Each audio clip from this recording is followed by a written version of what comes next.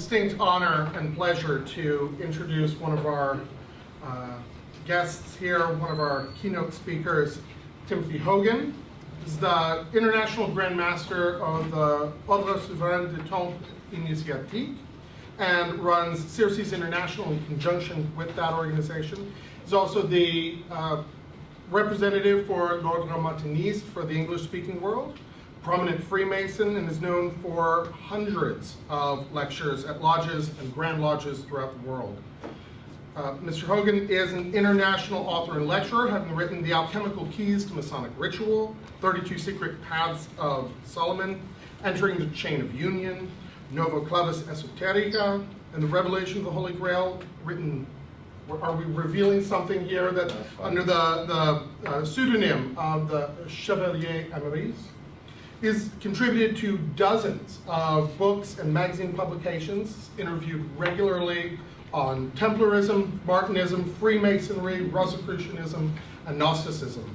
He's appeared on Dateline NBC, Nightline ABC, Fox News, CBS News, The Today Show, Time Magazine in the US, on international television in Turkey, China, Germany, Australia. The list goes on and on. So we are very, very honored to welcome Timothy Hogan. Thank you.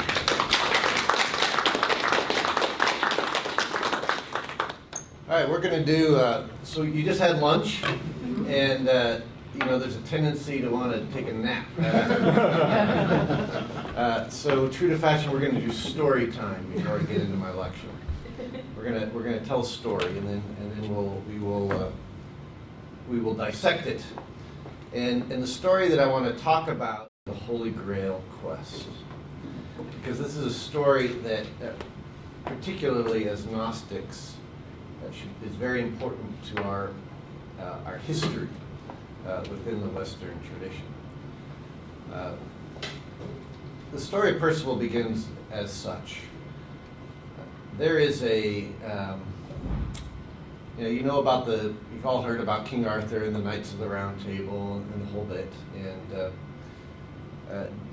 during King Arthur's reign, there's a boy who's living out in the woods, and he doesn't know anything about knightly ways.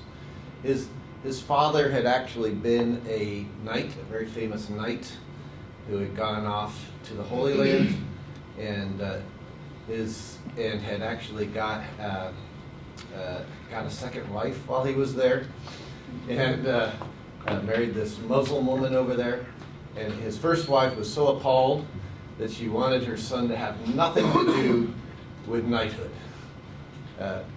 She was terrified, so she moved him into the forest, away from civilization, and said, "Okay, I will just raise him away from everything, so that he's not exposed to any of this stuff." And this is the young boy Parzival.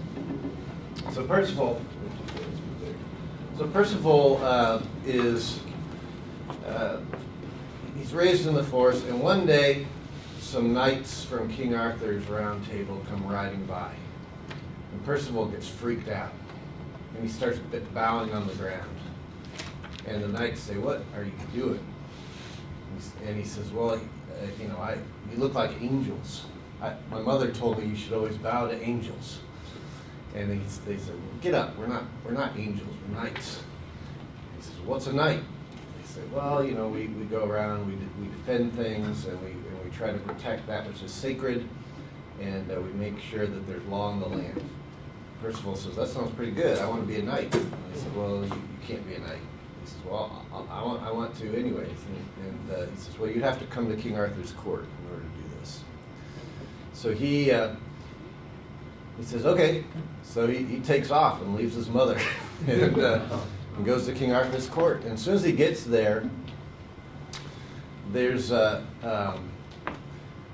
knight that has offended Queen Guinevere, and this knight is known for being kind of a bad guy, and everyone's a little afraid of him, and no one really wants to fight him to challenge Guinevere's honor. And so Parzival says, "Well, I'll do it," and he throws a bucket over his head and because he doesn't have any armor or anything, and he uses a broom handle, as a jousting thing, and he looks ridiculous. And he goes and he attacks the knight, and he pierces him right through the eyepiece of the helmet and kills him. And this was even though the problem was dealt with in a way, according to the rules of chivalry, this was not what you were supposed to do. You didn't aim for the person's face, So he brought kind of shame, on Arthur's court. And from that point forward, he was called the Fool. And this was the beginning of his journey. And those of you who are, of Tarot interests, this is immediately going, this made me resonate, right? So what happens is somewhere along the line, in this other mythical kingdom that doesn't even seem to really exist on this planet, there is, at a place called the Mountain of Salvation, there is a Grail castle, where there are these people that are known as Templars who are guarding the Holy Grail. And there's a king who has different names depending on the story, who is the guardian of the Grail, and he's in a bad spot because he is someone who, in service of the Grail, he had gone out and instead of using his heart towards higher pursuits, he used it for, shall we say, lower pursuits, and had a bit of a reputation, and he received an injury on his genitals during this process, and consequently there was a belief that there was a relationship between the king and the land, not unlike what was being talked about somewhat within the astrological presentation before. But it was more than that. It was based on this hermetic concept of as above, so below, as within, so without. And the king represented the microcosm of the macrocosm. And so as he got sick from this wound that wouldn't heal, so did the land begin to fall apart, turn into a wasteland. The plagues started to set in, and famine and disease, and well, this is no good if you're King Arthur, right? Because you're supposed to be maintaining some order, and all of a sudden things are falling apart. And so it's revealed to Arthur, in different stories say it different ways. Look, the only way you're going to be able to heal the land and to heal the sickness is to find the Holy Grail, which is this elusive thing. And the Holy Grail is described in different ways. Sometimes it's described as the chalice that was collected, the blood of Jesus while he was on the cross and was used at the Last Supper. Sometimes it was described as a platter that the head of John the Baptist was on. Sometimes it was described as a giant emerald. And one of the stories says that there was a war in heaven, and that there were good angels and bad angels.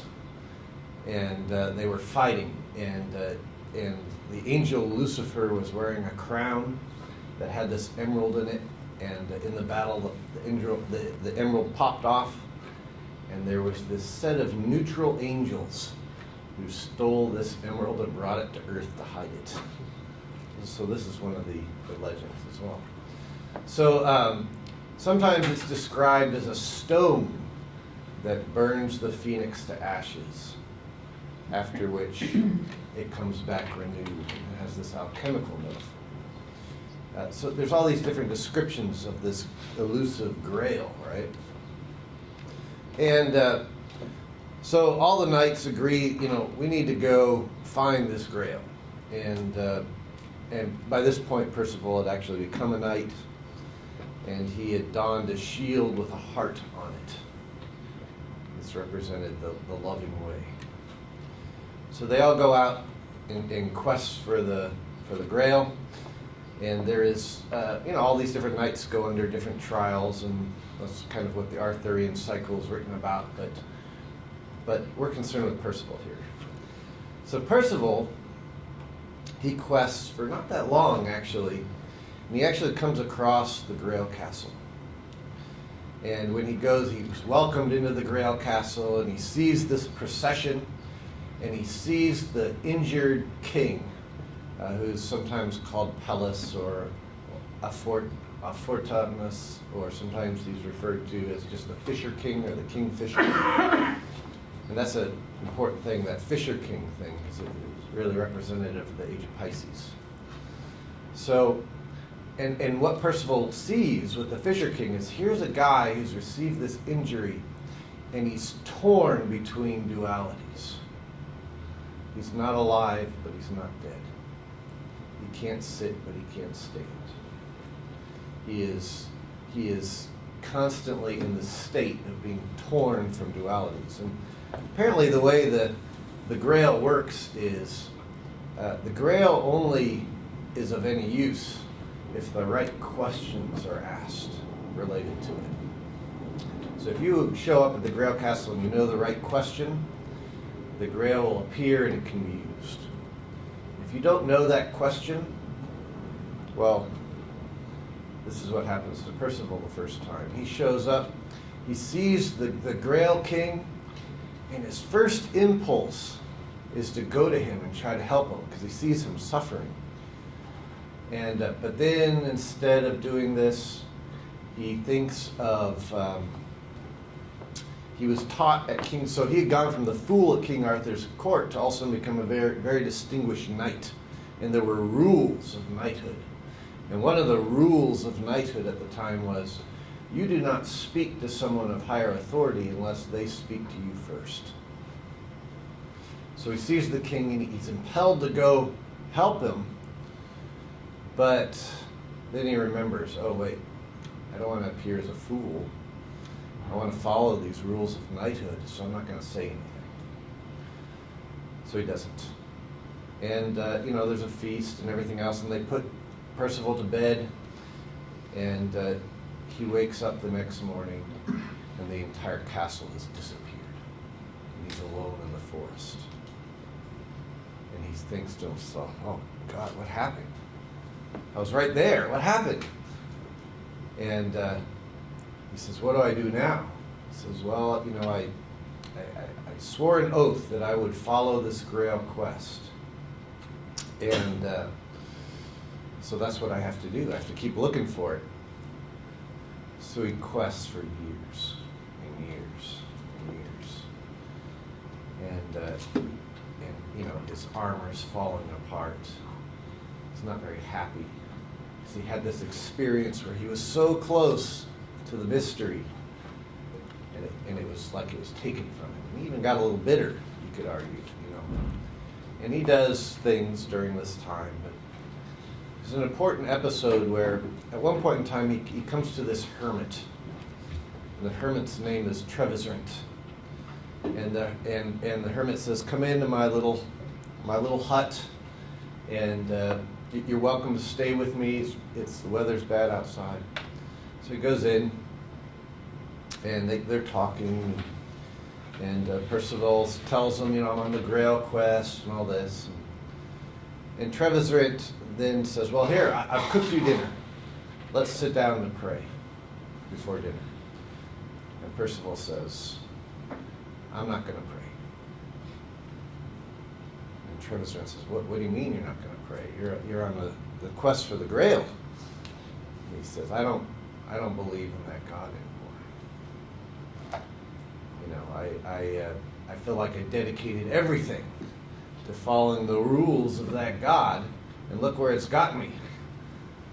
And Treviserant says, well, suit yourself, but I'll tell you right now that if you can't pray, you're not going to find the Grail. Percival says, whatever, I don't care. So this is a very low point in Percival's life, where he's almost at an atheist point, you know what I mean?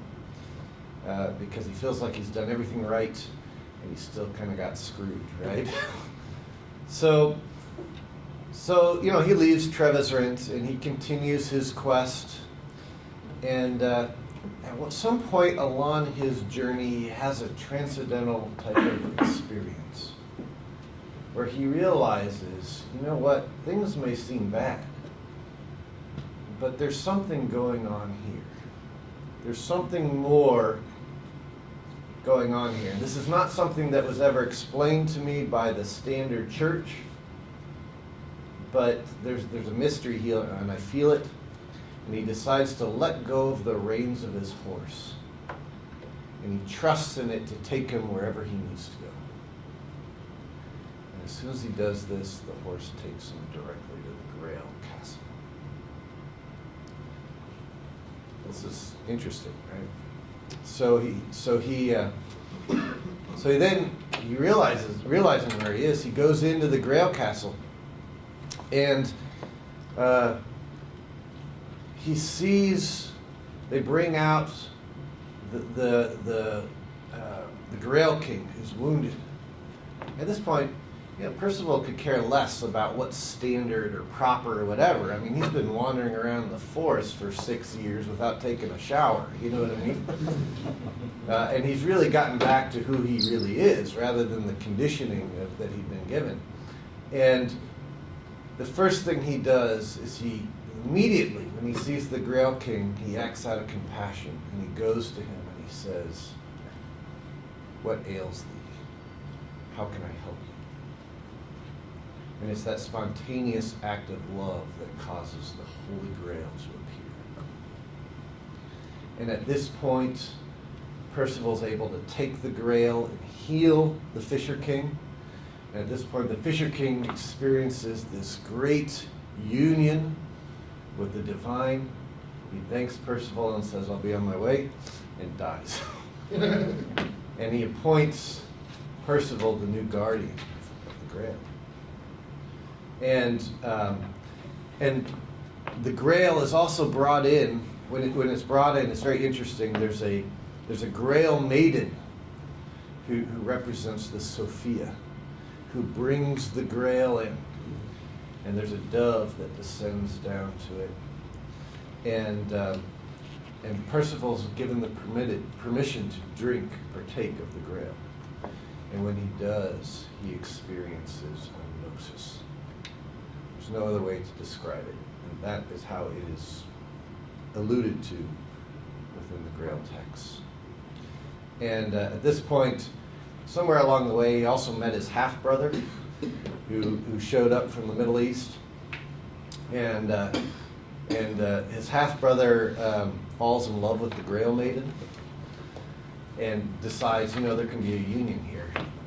And so the Grail maiden and the half-brother end up getting married as well. And then they go off to a new kingdom and form a new kingdom of Grail protectors, whose job is just to pass on this tradition. And so this is the general story of Parzival, right? So we're going to look at this a little bit more. This is very important. We have to understand that these Grail legends, they first came out largely out of stories by troubadours that were coming out of the area of the Languedoc in southern France, where there was rich Gnostic communities. And the subsequent published Grail stories were being published by people who were connected in some way with the Knight Templar tradition that was also passing on these Gnostic ideas. So we're going to look at this.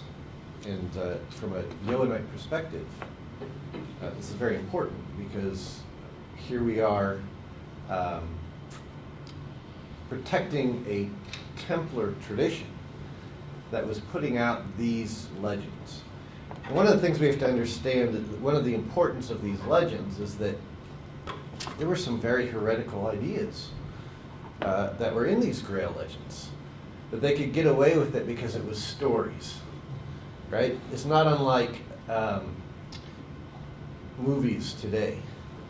You can put in certain truths in a story that maybe the Roman Church may find heretical, but because it's just a story, it's not deemed as that bad.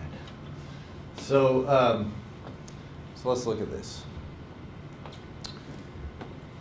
So the first thing I want to talk about is the description of the Grail from the book Parzival, written by Wolfram von Eschenbach.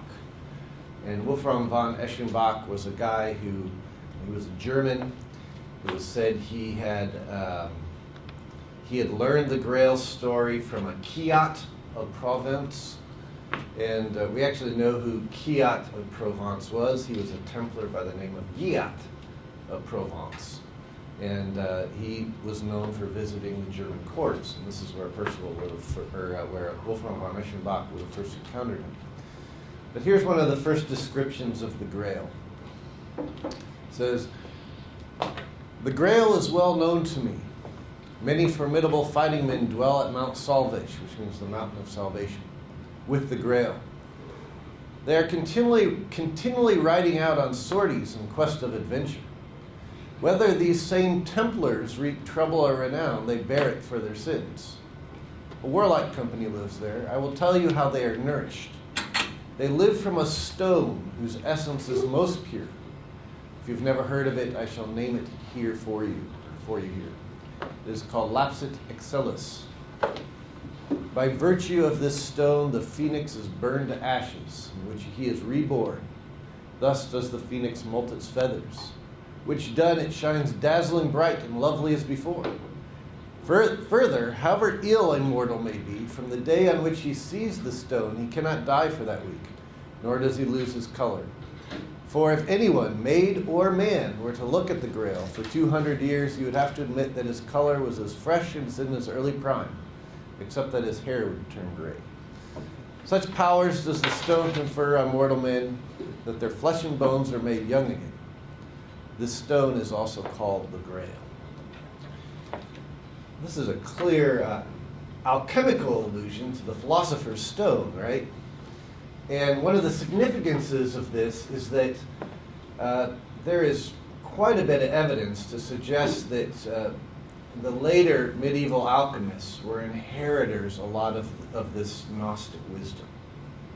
In fact, many of the alchemists, in fact, took on the names of former famous Gnostics, and they would include Sophia within their manuscripts as the kind of the key figure that this transformation was taking place within the lab. So here we have one of the earliest examples from the 1200s of this kind of immersion between Gnostic philosophy and alchemical philosophy starting to manifest. And this is being associated with the Templars. Now, this brings us to the Templars, because if they're said to be the guardian of the Grail, we need to look at some of what they were up to. We know, there's lots of speculation on the origins of the Templars, and there's always historians trying to come up with stuff. But one of the things that we know is that most of the original 9 knights that were said to help start the Templars all came from Cathar families of southern France. And that the area in which they were, of Troyes, in which they began their rules written up, was a huge alchemical center at the time. And we also know that when the Cathars were being persecuted, or the Albigensians in southern France, they refused to participate in the persecution, and in fact were known for hiding Cathar families.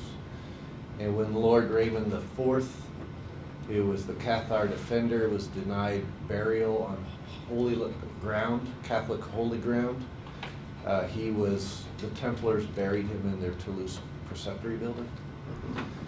So there was lots of connections happening here. But beyond that, I want to look at one of the Templar rules of comforted brothers from 1240, Article 8 and Article 9. It says, There are elected brothers and consoled brothers throughout the world. Where you see tall buildings built, make the signs of recognition, and you will find many righteous men with knowledge of God and the great art. They have received it from their fathers and masters and are all brothers. Among them are the good men of Toulouse, the poor of Lyon, the Albigensian, those near Verona and Bergamo, the Boholi of Galicia and Tuscany, the Begards and Bulgarians. You will lead them to your chapters by underground passages, and for those who are fearful, you will give them the consolamentum outside the chapter before 3 witnesses. And then in Article 9 it says, you will receive fraternally the brothers of these groups, and in the same way the consoled of Spain and Cyprus will fraternally receive the Saracens, the Druze, and those who live in Lebanon. This is very significant because every one of these groups that is mentioned were Gnostic. They were self-professed Gnostics. And when it talks about the Bulgarians, for example, they're talking about the Bogomils, and so here's a Templar rule saying, hey, look, we have a special relationship with these Gnostic groups. And this is significant. The Templar rule mentions the consolamentum specifically? It does, yeah. Wow. Yeah.